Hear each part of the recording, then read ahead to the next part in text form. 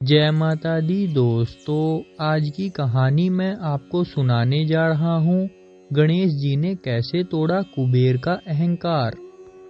धन के देवता कुबेर तीनों लोकों में सबसे अमीर थे।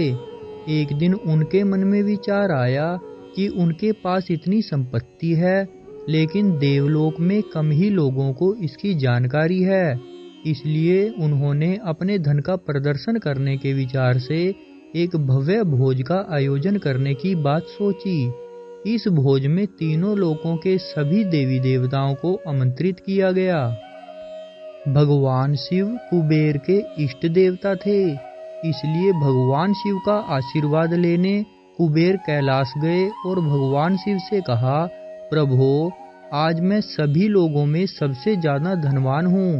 यह सब आपकी कृपा से ही संभव हो पाया है। अपने निवास पर एक बड़े भोज का आयोजन करने जा रहा हूँ। कृपया आप परिवार सहित भोज में पधारकर मुझे अपनी कृपा से अनुग्रहित करें।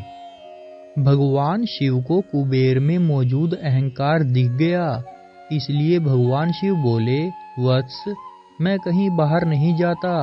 यह सुनकर कुबेर शिव भगवान के सामने गिड़गिड़ाने लगे, भगवान, अगर आप नहीं आएंगे तो आपके बिना मेरा यह सारा आयोजन बेकार हो जाएगा, यह सब व्यर्थ हो जाएगा। तब शिवजी ने कहा, एक उपाय है, मैं अपने छोटे बेटे गणेश को तुम्हारे भोज में जाने को कह दूंगा। कुबेर संतुष्ट होकर लौट आए। नियत समय पर कुबेर ने अपने निवास में भव्य भोज का आयोजन किया। सभी लोकों के देवता और असुर पहुंच चुके थे। अंत में भगवान गणेश भी आए और आते ही कुबेर से कहा, मुझको बहुत तेज भूख लगी हुई है, मेरे लिए जल्दी से भोजन लाया जाए।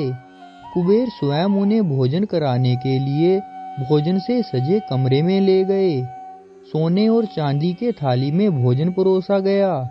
कुछ देर बाद ही परोसा गया सारा भोजन खत्म हो गया। गणेश जी के लिए दोबारा खाना परोसा गया। गणेश जी उसे भी खा गए।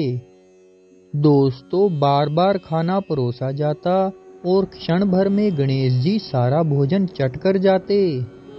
थोड़ी ही देर में हजारों देवी देवताओं और असुरों के लिए बना भोजन भी खत्म हो गया, लेकिन भगवान गणेश का पेट नहीं भरा। वे रसोई घर में जा पहुँचे और वहां रखा सारा कच्चा सामान भी खाने लगे, लेकिन तब भी उनकी भूख शांत नहीं हुई। जब सभी खाद्य वस्तुएं खत्म हो गई तो भगवान गणेश ने कुबेर से कहा, जब तुम्हारे इस भोज में मुझे खिलाने के लिए कुछ था ही नहीं, तो तुमने मुझे अपने भोज में न्योता क्यों दिया था? तो दोस्तों, इस प्रकार भगवान गणेश की बात सुनकर कुबेर का अहंकार चूर चूर हो गया। और दोस्तों, आपको कैसी लगी ये कहानी? प्लीज लाइक, शेयर और कमेंट करके जरूर बताना।